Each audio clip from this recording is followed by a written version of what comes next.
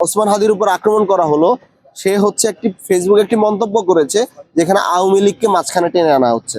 অথচ আমরা হচ্ছে শুরুতেই দেখেছি যারা আক্রমণে জড়িত ছিল তাদের আওয়ামী সংশ্লিষ্টতা, এবং সে এখানেও মনে করে যে আমরা আসলে সব অভিযোগ আওয়ামী লীগের উপর দিচ্ছি, সেই রকম একটা ধারাবাহিকতায় আসলে আওয়ামী লীগকে এখানে অভিযুক্ত করা হচ্ছে। অর্থাৎ আওয়ামী লীগকেও এখানে একটা ফ্রি এক্সিট দেওয়ার চেষ্টা করা হচ্ছে। যে ধরনের অপরাধগুলো যে আওয়ামী লীগ সংগঠিত করছে, তারা ক্রমাগত হুমকি দেওয়ার পরেও তাদেরকে কোনোভাবে বাঁচিয়ে দেওয়ার চেষ্টা করা হচ্ছে, নর্মালাইজ করার চেষ্টা করা হচ্ছে। আমরা দেখেছি যে এই যে মেহের আফরোজ শাহন সহ এরকম আরো অনেকগুলো সেলিব্রিটি এমন তারকা মডেলরা আছে যারা হচ্ছে ক্রমাগতভাবে এই জুলাই বিপ্লবীদের উপর আক্রমণগুলোকে নর্মালাইজ করছে, এগুলোকে বিভিন্নভাবে সেলিব্রেট করছে, এগুলোকে হচ্ছে উপহাস হাস্যরসের বিষয় হিসেবে জাতির সামনে আনার চেষ্টা করছে। তো এদের বিরুদ্ধে এখন পর্যন্ত আমরা খুব বেশি স্টেপ নিতে কিন্তু দেখি নাই, এবং আমরা এটাকে আসলে মত প্রকাশের স্বাধীনতা বলি না। আপনি নাৎসিদের হয়ে কথা বলবেন, আপনি হলোকাস্টের পক্ষে কথা বলবেন, এগুলা যেমন কখনো মত প্রকাশের স্বাধীনতা হতে পারে না, তেমনি ফ্যাসিস্টের সমর্থন করা, ফ্যাসিস্টের পক্ষে বয়ান উৎপাদন করা কখনো মত প্রকাশের স্বাধীনতা হতে পারে না। এই লাইনটা হচ্ছে আমাদের সবাইকে ক্লিয়ার হতে হবে, এবং এটা যদি আমরা বুঝতে পারি তাহলেই আমরা যারা এরকম ফ্যাসিবাদের পক্ষে বয়ান উৎপাদন করে তাদের বিরুদ্ধে আমরা হচ্ছে জোরালো ভূমিকা নিতে পারবো, এবং রাষ্ট্রকে আমরা এই জায়গায় সাহায্য করতে পারবো।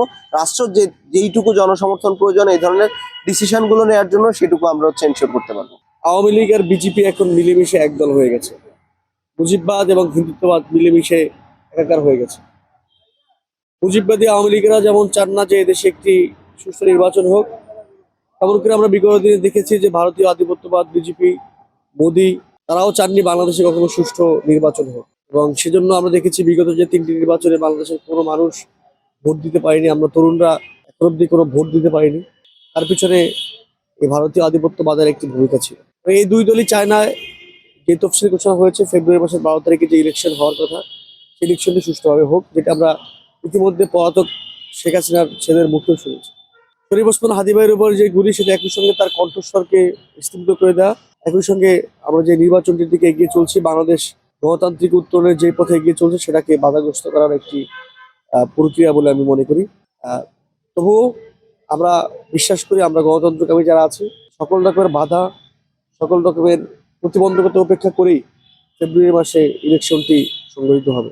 শুধুমাত্র একজন হাদি নয়, আমি একজন জাহিদ নয়, এরকম লাখো হাদি লাখো জাহিদ মারা গেলেও ফেব্রুয়ারি মাসে ইলেকশন হতে হবে। আমাদের আপনাদের মনে রাখতে হবে যে এই ইলেকশনটি সাধারণত ইলেকশন নয়, 2000 শহীদের রক্তের উপরে দাঁড়িয়ে এই ইলেকশনটি হবে। 2000 মানুষের রক্ত এই ইলেকশনের জন্য ঝরেছে, এই ভোটাধিকারের জন্য ঝরেছে। সুতরাং প্রাণ যদি আরো যায়, রক্ত যদি আরো ঝরে, তবু নির্বাচন সঠিক সময়ই হবে ইনশাআল্লাহ।